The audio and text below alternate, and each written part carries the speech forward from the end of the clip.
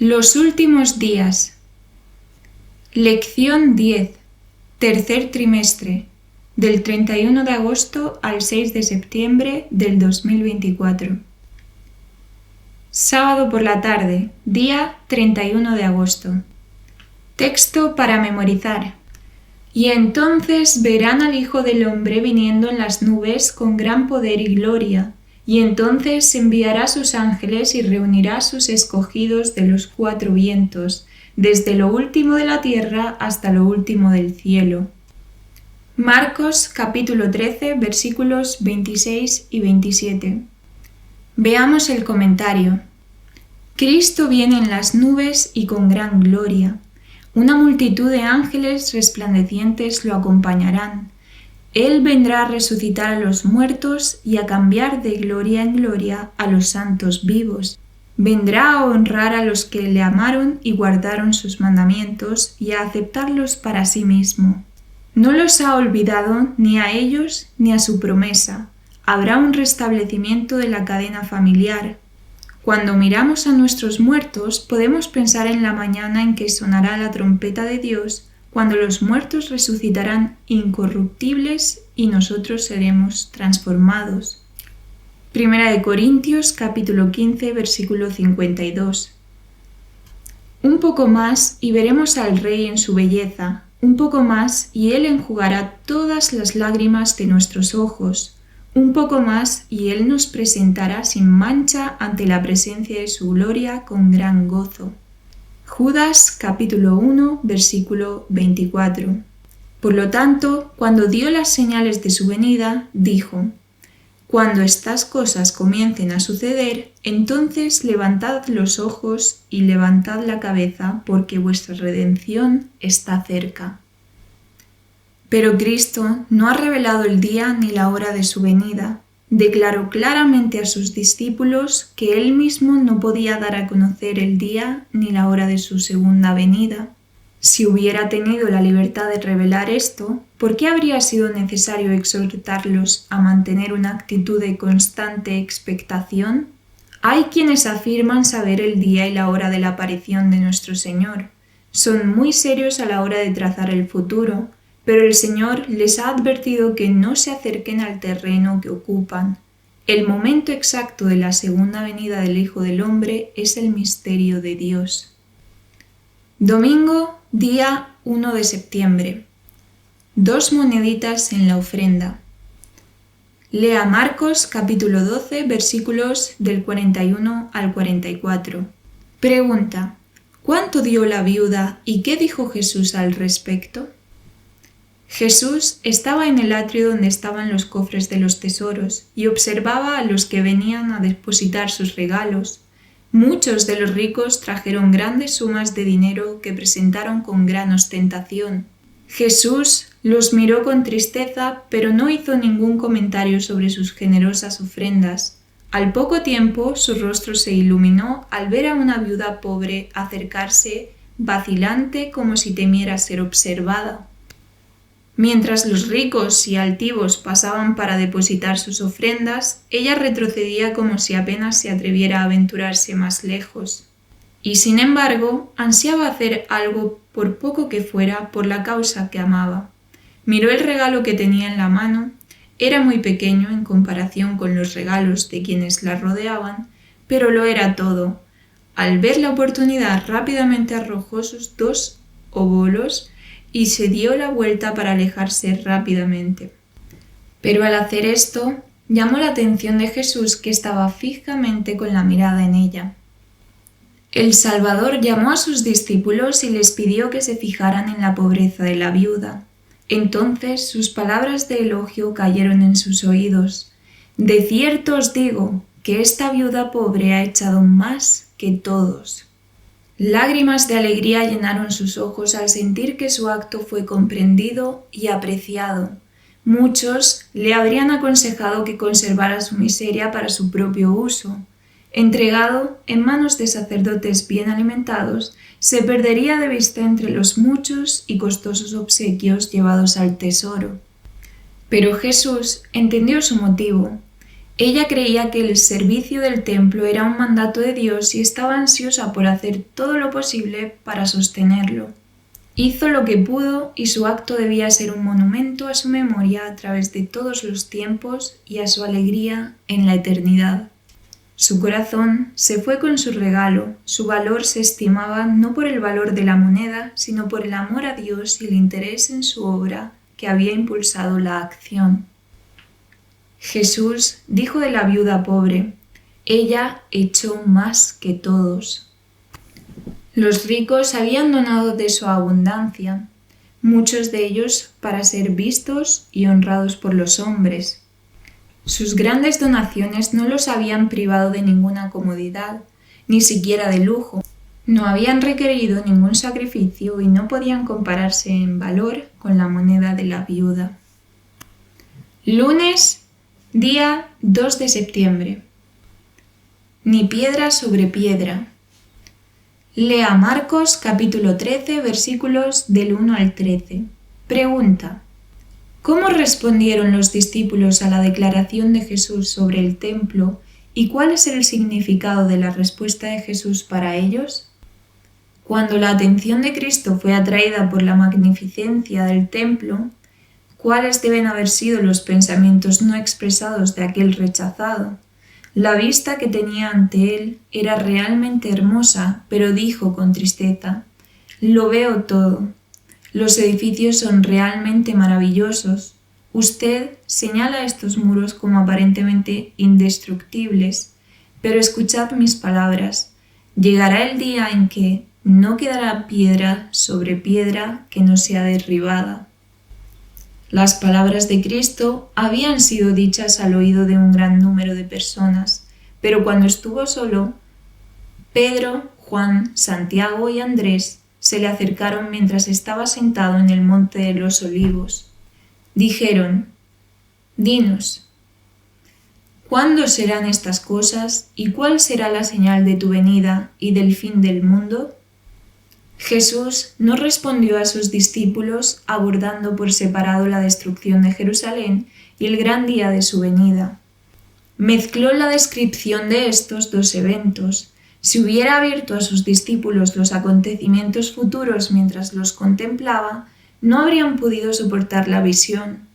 Por misericordia para con ellos, combinó la descripción de las dos grandes crisis, dejando que los discípulos estudiaran el significado por sí mismos. Cuando se refirió a la destrucción de Jerusalén, sus palabras proféticas llegaron más allá de ese evento hasta la conflagración final en aquel día, cuando el Señor se levantara de su lugar para castigar al mundo por su iniquidad. Cuando la tierra revelará su sangre y no cubrirá más a sus muertos. Todo este discurso fue dado no solo para los discípulos, sino para aquellos que vivirán en las últimas escenas de la historia de esta tierra. Martes, día 3 de septiembre. La abominación desoladora. Lea Marcos capítulo 13 versículos 14 al 18. Pregunta: ¿qué pista da Jesús para determinar a qué se refiere la abominación desoladora? Y el Salvador advirtió a sus seguidores: por tanto, cuando veáis en el lugar santo la abominación desoladora de que habló el profeta Daniel, el que le entienda, entonces los que estén en Judea huyan a las montañas. Mateo capítulo 24 versículos 15 y 16. Lucas capítulo 21 versículos 20 y 21. Cuando los estandartes idólatras de los romanos fueran erigidos en la Tierra Santa, que se extendía a algunos estadios fuera de las murallas de la ciudad, entonces los seguidores de Cristo encontrarían seguridad en la huida. Cuando se vea la señal de advertencia, aquellos que quieran escapar no deben demorarse. En toda la tierra de Judea, así como en la misma Jerusalén, la señal de huida debe ser obedecida inmediatamente. El que se encuentre en la azotea no debe bajar a su casa, ni siquiera para salvar sus tesoros más preciados. Aquellos que estaban trabajando en el campo o en los viñedos no deben tomarse el tiempo para regresar a buscar la prenda exterior que dejaron a un lado mientras debían estar trabajando en el calor del día. No deben dudar ni un momento, no sea que se vean involucrados en la destrucción general. Lea ahora Daniel capítulo 9 versículos 26 y 27. Pregunta: ¿quién es el ungido y quién es el príncipe que ha de venir? Luego, después de 7 semanas más 62 semanas, 483 años, el Mesías será cortado, y el pueblo del príncipe, los romanos, que vendrá, destruirá la ciudad y el santuario, cumplido por Tito alrededor del 70 después de Cristo. Y su fin será con inundación, y hasta el fin de la guerra estarán determinadas las desolaciones, y el Cristo confirmará el pacto con muchos durante una semana, 7 años, comenzando en su bautismo, y a la mitad de la semana, a mitad de los 7 años, hará cesar el sacrificio y la oblación. Por el sacrificio de sí mismo y por su transferencia al santuario celestial, su sacrificio tomando el lugar del sacrificio terrenal y por lo tanto el santuario celestial tomando el lugar del santuario terrenal, siendo Cristo mismo el sumo sacerdote, y para el esparcimiento de abominaciones, Él lo dejará, el templo en Jerusalén, desolado, su presencia completamente eliminada, incluso hasta la consumación, y lo determinado será derramado sobre los desolados. Daniel capítulo 9 versículos del 25 al 27. Miércoles, día 4 de septiembre. La gran tribulación. Lea Marcos capítulo 13 versículo 19. Pregunta: ¿a qué se refiere este versículo? De la destrucción de Jerusalén, Cristo pasó rápidamente al acontecimiento mayor, el último eslabón de la cadena de la historia de esta tierra, la venida del Hijo de Dios en majestad y gloria. Entre estos dos acontecimientos quedaron abiertos a la vista de Cristo largos siglos de oscuridad, siglos para su iglesia marcados por sangre, lágrimas y agonía. Sus discípulos no pudieron soportar mirar estas escenas y Jesús pasó de largo con una breve mención. Habrá entonces gran tribulación, dijo, cual no la ha habido desde el principio del mundo hasta ahora, ni la habrá. Y si aquellos días no fuesen acortados, nadie sería salvo, pero por causa de los escogidos esos días serán acortados. Durante más de 1000 años, una persecución como el mundo nunca antes había conocido iba a sobrevenir a los seguidores de Cristo. Millones y millones de sus fieles testigos iban a ser asesinados. Si la mano de Dios no se hubiera extendido para preservar a su pueblo, todos habrían perecido, pero por causa de los escogidos, dijo, esos días serán acortados. Lea ahora Marcos capítulo 13 versículos del 20 al 23. Pregunta: ¿qué esperanza ofrece Cristo a su pueblo durante el tiempo de persecución y qué advertencia les lanza cuando ésta termina? Pero por causa de los elegidos, dijo, esos días serán acortados. Ahora, en un lenguaje inequívoco, nuestro Señor habla de su segunda venida y advierte de los peligros que perecerán a su venida al mundo. Si algunos dijere, he aquí, aquí está el Cristo, o allí, no lo creas, porque se levantarán falsos cristos y falsos profetas y harán grandes señales y prodigios, de tal manera que si fuera posible, engañarán a los mismos escogidos. He aquí, os lo he dicho antes, por tanto, si os dijeren, he aquí está en el desierto, no salgáis, he aquí él está en las cámaras secretas, no lo creas, porque como el relámpago que sale del oriente y brilla hasta el occidente, así será también la venida del Hijo del Hombre. Como una de las señales de la destrucción de Jerusalén, Cristo había dicho, se levantarán muchos falsos profetas y engañarán a muchos. Se levantaron falsos profetas que engañaron al pueblo y llevaron a un gran número al desierto. Magos y hechiceros, alegando poderes milagrosos, arrastraron a la gente tras ellos a las soledades de las montañas. Pero esta profecía fue dicha también para los últimos días. Esta señal se da como señal del segundo advenimiento. Incluso ahora los falsos cristos y los falsos profetas están mostrando señales y prodigios para seducir a sus discípulos. ¿No escuchamos el clamor? He aquí, Él está en el desierto. ¿No han salido miles de personas al desierto con la esperanza de encontrar a Cristo? Y en miles de reuniones donde los hombres profesan tener comunión con los espíritus de los difuntos, ¿no se escucha ahora el llamado, he aquí, Él está en las cámaras secretas? Esta es precisamente la afirmación que hace el espiritismo. Pero, ¿qué dice Cristo? No lo creas. Porque como el relámpago que sale del oriente y brilla hasta el occidente, así será también la venida del Hijo del Hombre. Jueves, día 5 de septiembre. La venida del Hijo del Hombre. Lea Marcos capítulo 13, versículos del 24 al 32. Pregunta: ¿qué gran acontecimiento se describe aquí? El Salvador da señales de su venida y más que esto fija el tiempo en que aparecerá la primera de estas señales. Inmediatamente después de la tribulación de aquellos días se oscurecerá el sol y la luna no dará su luz y las estrellas caerán del cielo y las potencias de los cielos serán conmovidas y entonces aparecerá la señal del Hijo del Hombre en el cielo. Y entonces harán duelo todas las tribus de la tierra y verán al Hijo del Hombre viniendo en las nubes del cielo con poder y gran gloria.